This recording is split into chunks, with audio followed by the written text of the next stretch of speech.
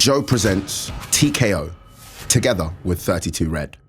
Welcome to TKO and Joe, together with 32 Red. As you know by now, we're a podcast and YouTube show with you every Thursday. Carl isn't with us this week. He's on his way to Las Vegas in preparation for that big fight on November 30th. However, the man joining me, I'm very pleased to say, somebody that by very popular demand has joined us is Kelle Sauerland. Now, we've had sort of tweets and I've had people saying every week, can you get Kelle Sauerland? Can you?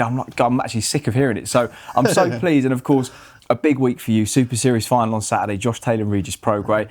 And we've even got the Muhammad Ali Trophy for those of you watching on YouTube. The little fella with us. Just slightly bigger than the Ashes. Heavier as well. Isn't it? Yeah, isn't it just? Now, one guy on Saturday will get his hands on this because, and we're just talking, there is a guaranteed winner. There's no eventuality of a draw. There is, and it's one of those fights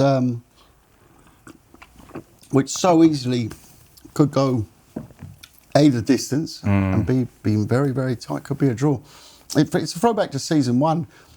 I'm not making predictions now, but I think it will go down to the wire, similar to Usyk Breedis, for example, where we had that super tight semi-final. Usyk went on obviously to the final and onto all the glory that followed after the tournament as well. Really launched him, and I think it's got a very tight fight written all over it. Okay, let's say the cards go to a draw. Yeah. What's the process? There's count back involved at some. It starts with. So we get the results through. There's always the World Boxing Super Series. There's always a fourth judge. So in the case of, I'm going to go back to Usyk Breedis again. In the case of the fourth judge, it was actually for Breedis. So Breedis didn't give up the last round. It would have gone to a draw, but the fourth official had it for Breedis by a round. So would have been very interesting then, would have been a completely different scenario around. I mean, Usyk's a big player at the heavyweights, so things can be so razor tight at this end of the game. And if it doesn't go, so let's say the fourth judge has it a draw as well, we then go to a countback system. Now, people who don't watch golf, a countback system is taken from the game of golf. It is going backwards. So you go round 12, round 11, bum, bum, bum, bum, bum. It's quite a bit like athletics with long jump, high jump, all that kind of stuff. Yeah, exactly. And theoretically, you still could maybe potentially not find a winner. I think now we're in the probabilities of around 1 in 4 or 5 million. So then there's a couple of other methods to even make it crazier. But ultimately, we've got a toss of a coin. Wow. That one has to work. But there, I think we're talking about 1 in 40 million. So, okay. So I think we definitely will find a home for this on Saturday. Be the third winner. There'll be the third winner after Usyk and Callum Smith, of course, and then 2 weeks. 2 weeks. We're in Japan for Inui Donaire. Looking forward to it. I'm actually commentating on the world feed for that with Darren Barker. It's going to be interesting. I can't wait for that. I can't wait. Great commentator, Barker, as well. He's great. And he's to work with. He's an absolute dream. I do all the Matchroom world feeds with him. Very good lad. Yeah, he is. North London boy. Oh yeah, of course, and of course you split your time I know between Hamburg and North London. Yeah. So you're for people who don't know the story, your dad was sort of trading in Africa, wasn't he? When he first got the opportunity to promote a boxing event. It's quite an interesting story how it all came about. I don't necessarily get the impression it was in the plans initially to do, but he ended up promoting in Africa. Yeah, it was. You'd have to talk to him about what he did in Africa. It was he was a self-made guy. Came over. He's German. He grew up in Germany in the war, and left Germany. Went to Africa and did a lot of import-export businesses, bottling lines, breweries, a lot of government business. And one day, the story goes, he was asked by the Zambian government to close a deal, and part of the deal was, well, could you help us out? We have a young fighter here, and could you put him on a boxing show? So my dad, being my dad, said, yeah, of course, no problem, absolutely. Left the room and thought, oh my crikey, what the fuck am I going to do now? Excuse the language. No, it's fine. So he had to put on a boxing show in Zambia. So he went back and he was living in just outside in Buckinghamshire, outside London, by the Thames, and he'd met through the social scene in London and these gentlemen clubs. He met Mickey Duff via some friends, and he called up Mickey Duff, said, listen, you don't know me really, but just so you know, I don't want any money off you. In fact, I'm going to pay you. Come over help me put on this show and I'll make it worth your while. We'll sign these fighters up. And it went from there. And they put on a show. I think it was 60, 70,000 people. I don't think there was any entrance charge. I've seen pictures of it. And it was called an arena, but it wasn't really. It was just mounds of hills of grass and people sort of sitting in trees watching and crazy stuff. I bet that was an amazing thing to be a part of.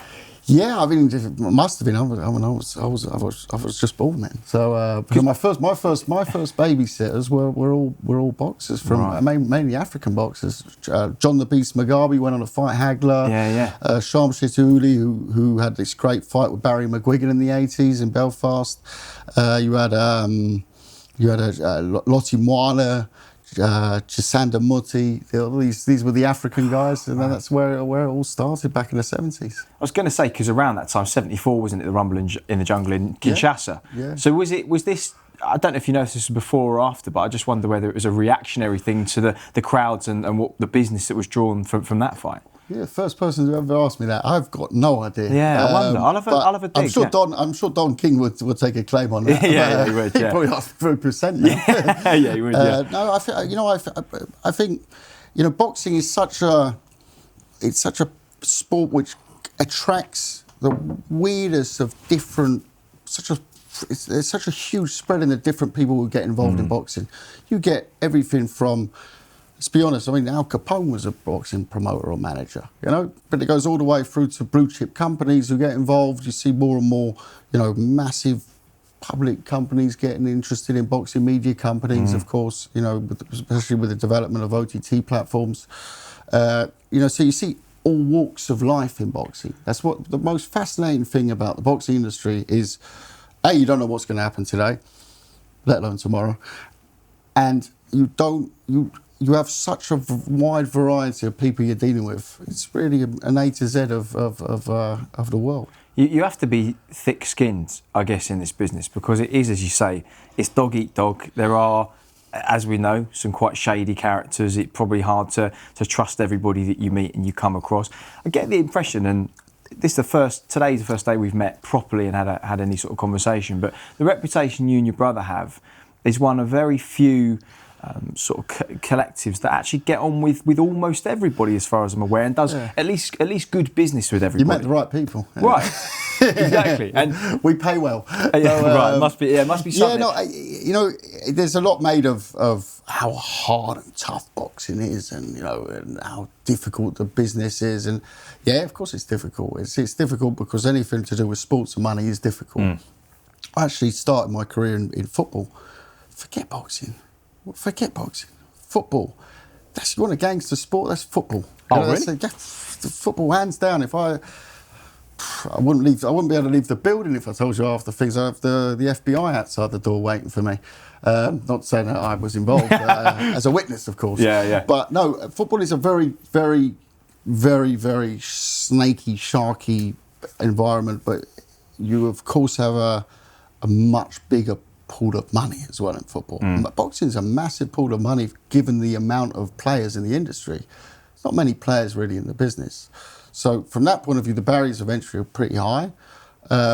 Whereas in football, you can become an agent tomorrow and, it's relatively low. You need your network, of course, but those things can happen quite fast, and there's a lot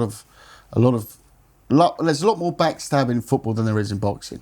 Boxing, I learned very early on, no matter how much you hate someone, always be prepared that one day you're going to have to work with them again if they're a player. So just talk to me, I guess, again, for the people that don't know, your dad obviously brought boxing then over to Germany, sparked a huge movement there. And I guess that was the environment that you grew up in, seeing boxing and being involved in these kind of events. But you decided to go into football rather than strate into boxing. Yeah. What was it that...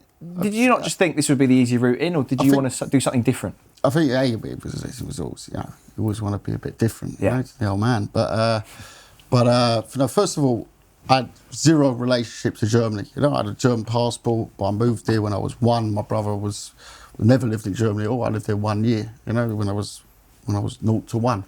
So I was raised in North London, and so my involvement with the German boxing, let's say the move in the 90s, which was the big one, when you had the likes of Henry Masker, Axel Schultz, Rocky heavyweight, Gianni.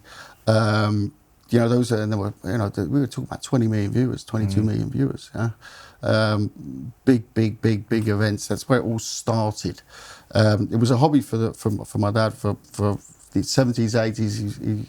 He lost millions at it, and it was like his racehorse. He did his business, and that was the hobby. And then suddenly, it became interesting. The wall came down. You had the East German fighters coming over. They were a lot better than the West German fighters. And you had massive fights. You had Henry Masker from East Germany.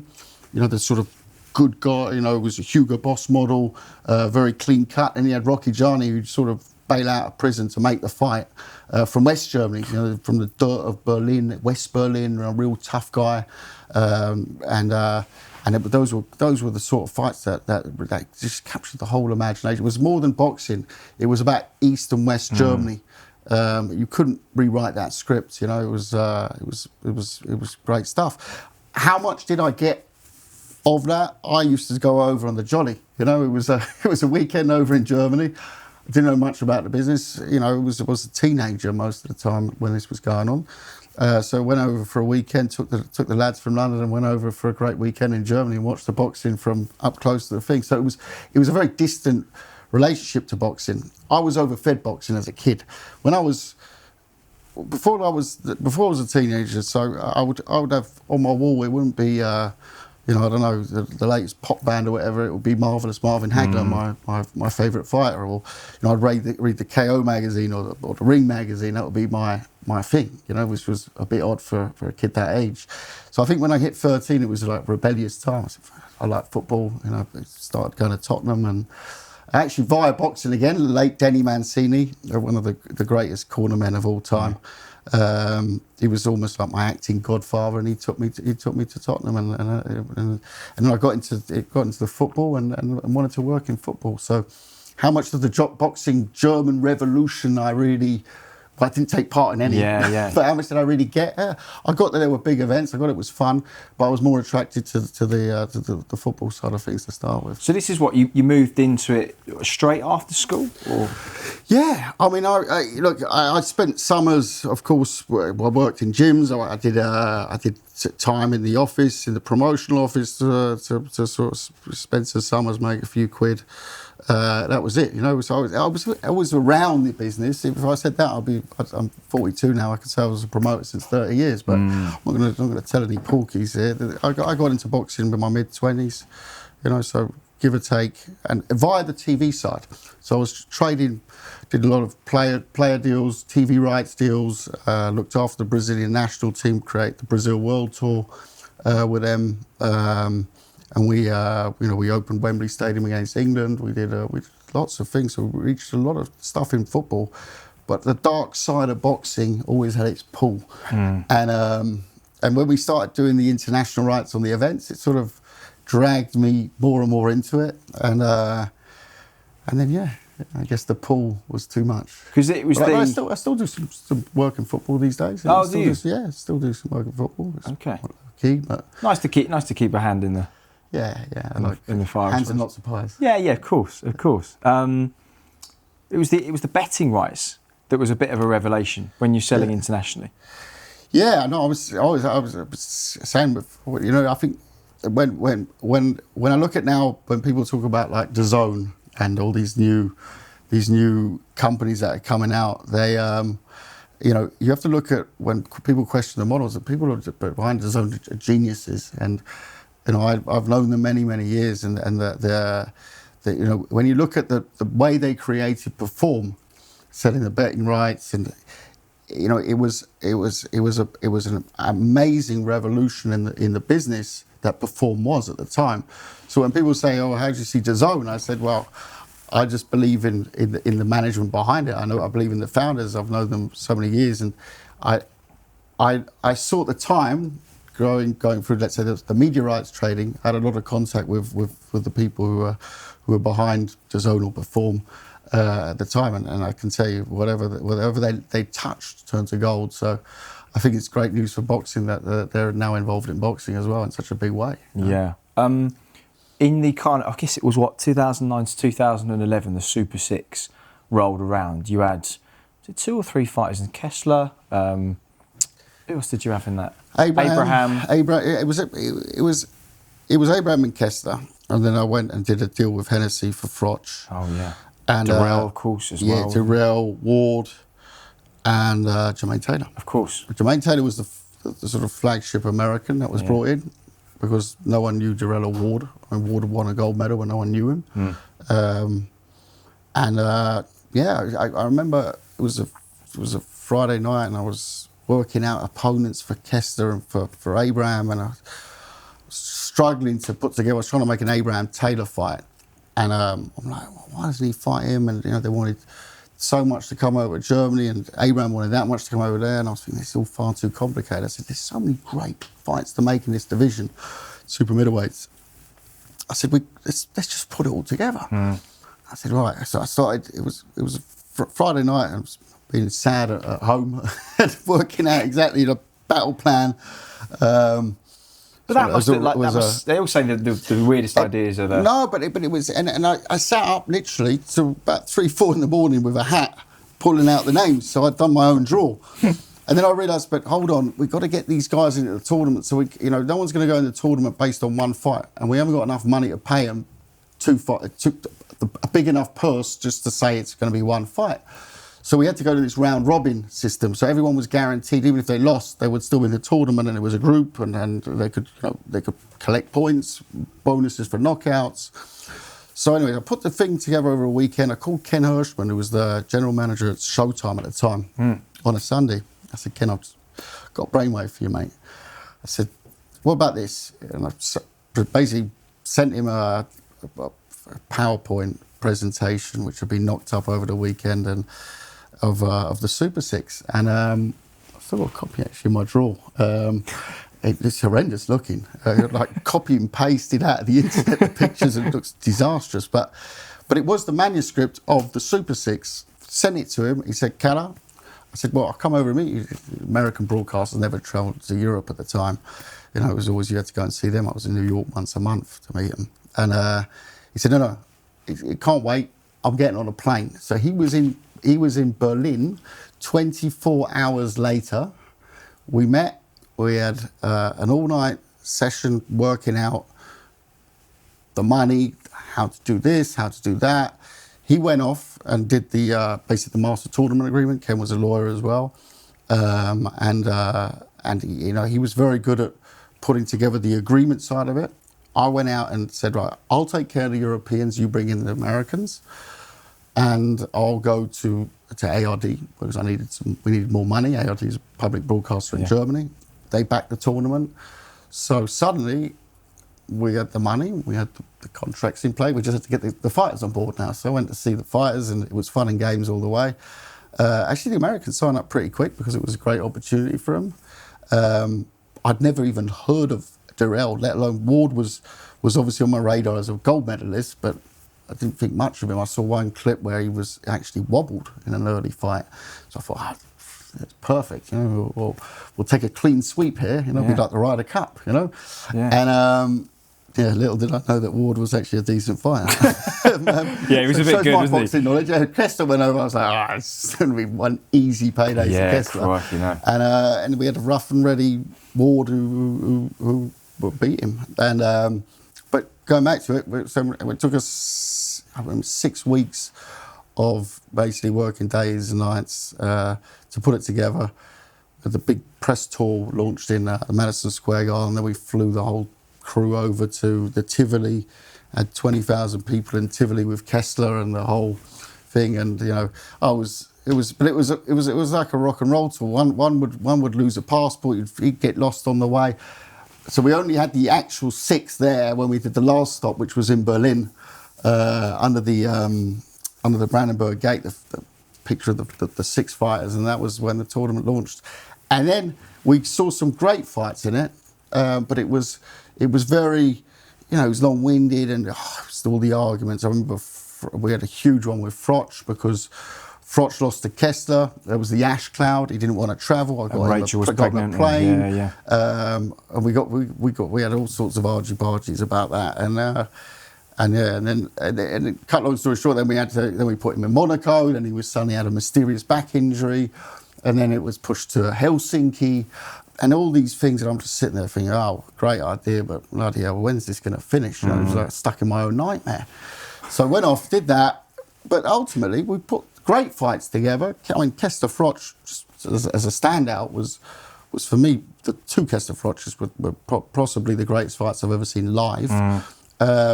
But it took too long, and it produced two massive stars. So you showed what the narrative of a tournament can do in Andre Ward, who went on to fight at HBO pay-per-view, Froch, who before the tournament couldn't send out a phone box, and after the tournament was selling out Wembley Stadium. Wow. So you saw what that process could do, but it needed to be completely rethought over. I realised you needed an independent body which makes the decisions, and you don't rely on the broadcaster who's only got the interest really in satisfying its needs. You need a neutral, a FIFA or a UEFA as you like in football. If you want to create a Champions League, you need a neutral body which makes those decisions that you don't want to make sometimes. I'm going to pick up on that in just a few moments' time. We'll be back with Kalle Sauerland in just a few moments' time. Right now, though, you may have seen a new show on Joe over the last couple of weeks called Pioneers with John Amaechi. If you haven't, check this out. My day job is helping businesses thrive through disruption. This show is not about business. It's about people who go from nothing, a seed of an idea, something that everybody thinks is completely impossible, and build it into this massive business. There are 1,000 different ways to be a huge success. One of the most interesting things that we're learning is that how people are failing is almost as important as how they succeed. In fact, it's integral. It's business. Pioneers is having really honest conversations with people, talking about their business, their objectives, their purpose, whether they're just out to make a ton of money and then quit, or whether they really want to change the world. Pioneers on Joe. Listen to it, download it, watch it. I had nothing profound to say.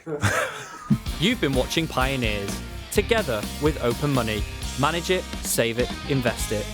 Okay, back here on TKO on Joe, together with 32 Red and promoter Kalle Sauerland. Now, it's interestingly, just before the break, you were talking about the need for a kind of centralised body that makes decisions. Now, one of the biggest criticisms of the sport of boxing is that there is no centralised governing body, and it creates these warring factions who want to kind of monopolise their stable of fighters. They want to make themselves the go-to bunch. Yeah. And different promoters have got different monopolies at different weights. Eddie's trying to monopolise the heavyweights. You know your stuff, eh? Well, listen, this is what I do. This is what I do. But it is the nature of the beast. Yeah. It is we are and I use the word unregulated in 2019, but it is. It's a pretty much unregulated Wild West with a lot of money involved. So when that happens in any business, so let's not just pick on boxing, any business, that generally leads to a lot of different things that can come out of it, which aren't great. But I've got to say, I think the sanctioning bodies, they're under a lot of pressure as well to deliver. It's not like they just say we want to create X belts because we feel like creating X belts. And I'm going to hold my hand up. I've been a guilty party. I've made calls. I said, listen, I need a belt for this guy. I need somehow to get this fight. This fight needs a belt. That's what you do. That demand though comes from the broadcaster. The broadcaster somehow. The fans tune in, so it's a circle which works. The fans want to see the belt, they want to see world title fights.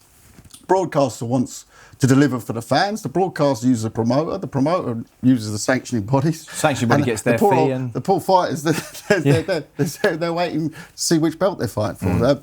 But no, joking aside, it is unfortunately there are a lot of belts at the moment, and that is the thinking that we have is. Keep it simple, we'll bring in the real world champions to the best of our ability. We'll bring in the stars that we see in those weight classes, and we'll clear up any questions. There are no questions anymore at cruiserweight from season one. We knew that Usyk was the best guy when he lifted the Ali trophy. There are no more questions at super middleweight. Everyone knows Callum Smith's the man to beat now. There aren't going to be no more questions when Prograis fights Taylor on Saturday night. There are going to be no more questions at bantamweight when Anui fights Donaire. And back to the cruisers, because Usyk's obviously gone up, we'll know when Breedis has fought Dorticos, we'll know who the best cruiserweight is. And those are. Then we don't need any discussions about this champ's better than that champ. We know who the man to beat is in that weight class, and that's all this is. It's I've said it many times. For me, it's the Champions League of boxing. This here is simply a symbol. It's a symbol of being the greatest in their weight class. What better ambassador? We were very lucky to be able to work with the Ali family, the Ali Trust, to put it together.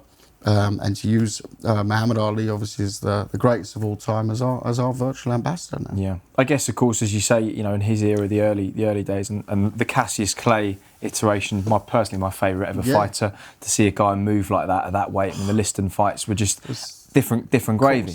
You can't stop watching them. You can't, and of course, in his era, in the early part of his era, it was the one belt era, and so it was easier per se to crown one champion and know who the best was. Yeah. But of course, there is, as you say, a financial incentive with sanctioning fees for there to be more governing bodies, and as more recognised and more champions take on more belts, the kind of, as you say, the percentage and the possibilities of getting one person as an undisputed or unified champion becomes slimmer, which is where the niche in the market for something like the Super Series comes in. And I guess you learn from the experiences, the good and the bad. And I remember the Super Series, the Super Six rather, as a fan watching it at, I guess, my early 20s and thinking standbys and paid standbys would have been potentially a good solution to some of the problems when you had injuries or like things like the ash cloud and those unforeseens that often come up in boxing.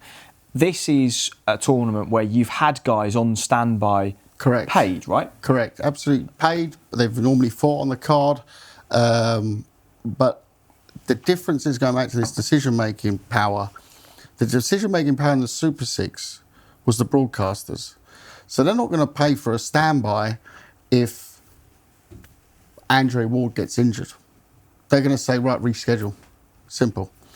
The difference now is, the way we've structured our broadcasting agreements is we go for consistency. You know there will be an event. You know there will be a fight. So,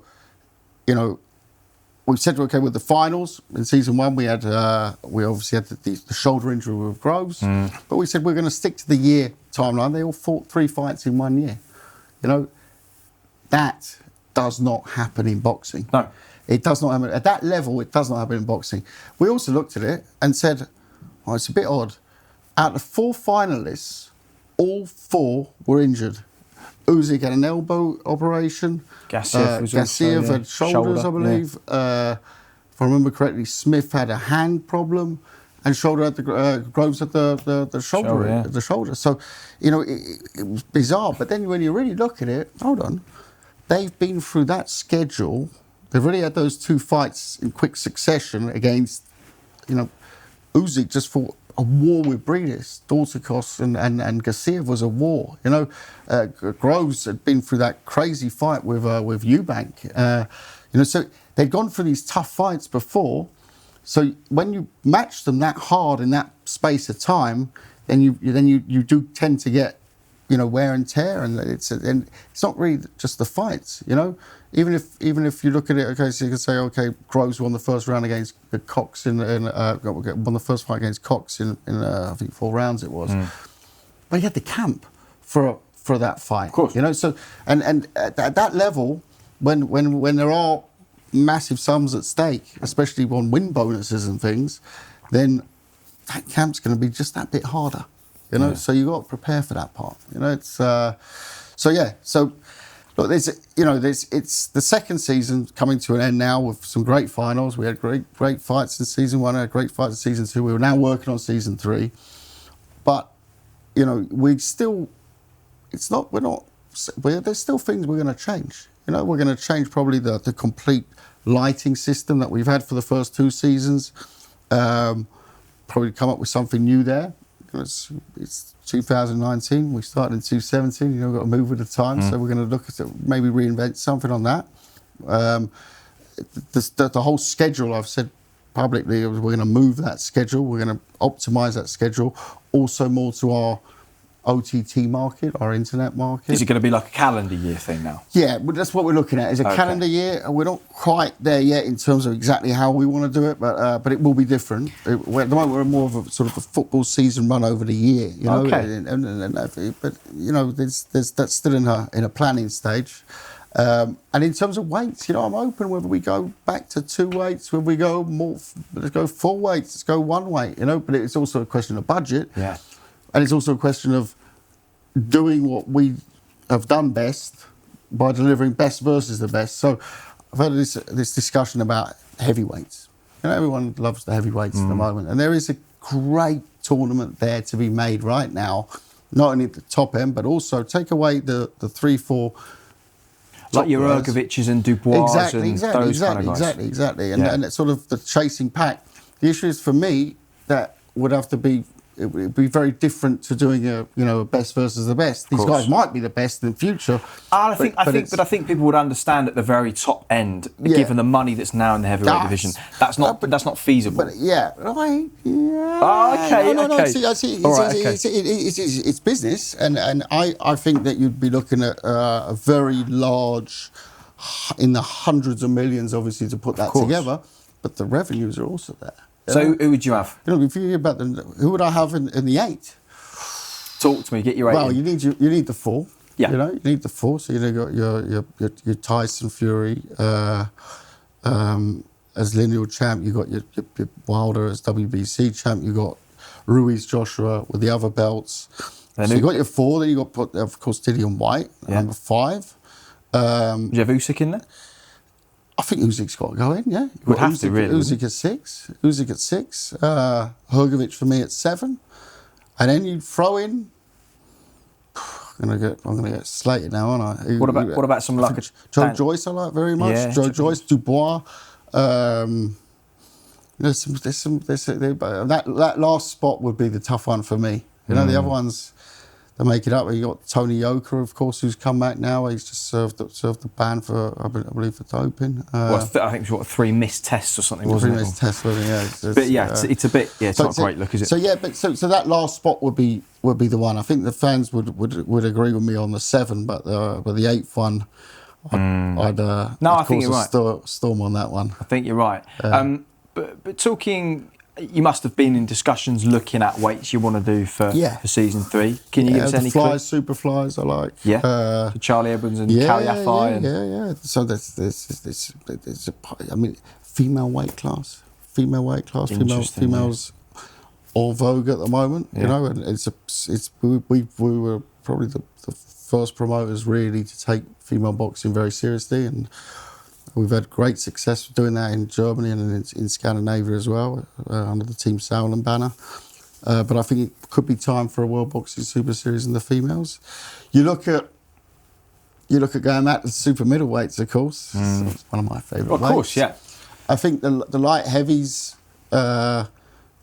good arguments for them as well. What would be the problem with the light heavies? Does Bob Arum not want to play ball? I read something about that. We can work very well with Bob. Bob's, for me,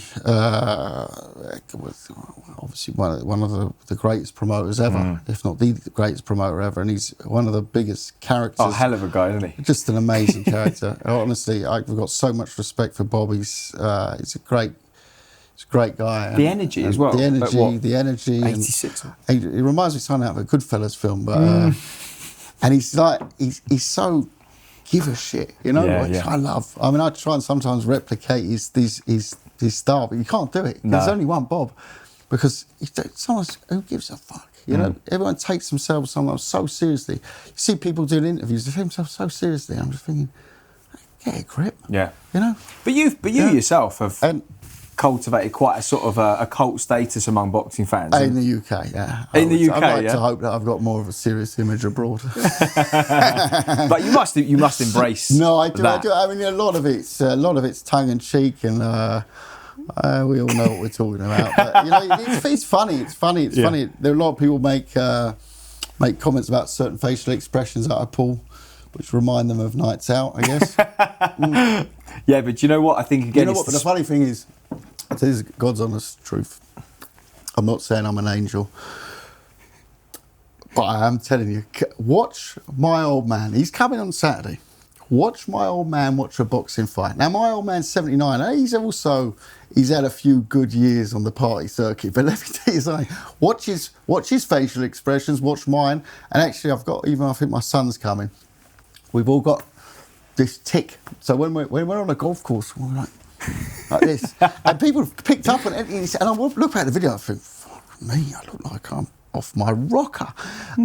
But you know, it's all good. You know, it's all good. Once again, I'm not saying I'm an angel, but I certainly don't party and go to press conferences. Half cut, yeah. You know, it's bizarre, but it's funny. I find it funny. Yeah. I don't take myself seriously in any way, shape, or form in that respect. I think it's good that fans seem to like the way I talk and the way I voice my opinions. And you know, I'm lucky enough to, especially from a UK perspective, to come in, do my job with, let's say at the moment, tournament. You know, and I sort of then come and do the job and disappear. So I can't be slated for too long. Yeah, I feel sorry for Eddie. You're out of office and, politics almost, you know, don't you? Yeah, exactly. So you know, I think I'm in a luxurious position in that way. But no, I think, to be honest, we're talking about UK fighting at the moment. It's a great market at the moment. It's great fun promoting in the UK, and I've got to say, Eddie, Frank, all the promoters in the UK doing a great job. I mean, boxing's flying in the UK. Speak to me about your training, because you clearly keep in good shape. I've never seen a gym before in my life. Absolutely lying. I'm a gym rat. So I train six days a week. Do you? Yeah. What's your schedule? Like, what do you do in the gym? So I wake up. I'm an early bird. So I wake up about 5 a.m, have my a quick protein shake, get into the gym. I'm lucky enough to have a home gym. If I'm on the road, I always make sure I'm in a hotel with a gym or gym nearby, and which is a lot of the time I'm on the road. I eat loads of shit though, you know, and I just train every day, and always have a cheeky protein shake with me. But I've been into it 10, 12 years now. Yeah. Yeah. So you're 42, did you say to me earlier? Yeah. How does your body, because I'm 32 now, I want to know what I'm in for the next 10 years. What starts to get more difficult? I woke up after my 40th birthday party, which was a big one. I bet it was. The one I'm still getting over now, 2 years later. And I remember waking up the next day, and I celebrated out. Actually, Clifton House, just outside of London. Nice dinner and just a few drinks. And next day I woke up, 41, and I've gone on my phone. I swear I noticed, I don't know if it was like mental, I thought it was a hangover, but I couldn't see, my phone was like that. So the first thing I noticed, that when you hit 40, your eyes go. Really? Yeah, so that's, don't look forward to that. Okay. No, but in terms of training, it just, you know, you have to step it up a bit, you know. But I do it for fun. So, you know, I'm not VADA tested. So I'm just have a good breakfast. Yeah. And no, but joking aside, it's something that keeps me and my able to think clearer. I feel like my yin and yang come together when I'm training a lot. It's a good de-stressor too, isn't it? I find that for sure. What a lot of fun this has been, Kalle. I'm so pleased that we've had a sit down and had a chat, and I hope next time you come in, Carl will be with us as well, because I know he's got lots of questions for you and stuff. Do you know Carl? Have you met Carl? Of course. Yeah. Good, yeah. I'm sure he'd be gutted not to be sat there. Yeah, he's great. And him and Nonito, of course, are great friends since their fight. Yeah. So I know he'll be rooting for him in Tokyo. So listen, mate, good luck Saturday. I hope it's a great show. And obviously for the rest of the season with the Bantams and the Cruisers, I hope it all goes really, really well. Before we finish, we've got this section of our show called the 32-second challenge. So literally in 32 seconds. I did one yesterday. See, I'm, you know, people, we're talking about the following and things like that, and obviously the Twitters and I'm so behind on this social media lot. I'm terrible at it. And someone came up to me yesterday and said, right, you've got 15 seconds. I said, why have you got fucking 15 seconds? What are you giving me 15 seconds for, mate? I'll fucking tell you how fucking long I'll tell you how to fucking sell this. No, you've got to do it in 15 seconons. I said, what's the 15 seconds? Said, well, that's the story. I said, what the fuck is a story? Oh, it is, yeah. So I didn't know what, honestly. Yeah. Why 15? Who fucking came up with the idea it's 15 fucking seconds? Why can't my story be 2 minutes, right? So Instagram, wherever you are, fucking listen to me. So what? I've got 32 seconds today. I've already gone up from 15 you just to used them up, mate. We might as well just leave it there. All this is simple. I'm just going to read you a list of words, and they're going to be familiar words to you. I just want you to say the first thing that kind of comes to mind when I say it. All right. This is dangerous. It doesn't matter. We can get through 4 or we can get through 10. It doesn't matter at all. There's no rush. Well, I mean, there is a rush. It's in 32 my seconds. days. So, right, you ready? Yeah. So, this is Kalle Sauerland's 32-second challenge with 32 red. Your dad. Oh, man. Nissa. There's a little brother. The Super 6. Long. The World Boxing Super Series. Greatest prize in boxing. German boxing. German boxing needs a world champion. There's a few words on that No, one. that's all right. You can have a few words. Germany or England? England. Derek Chisora.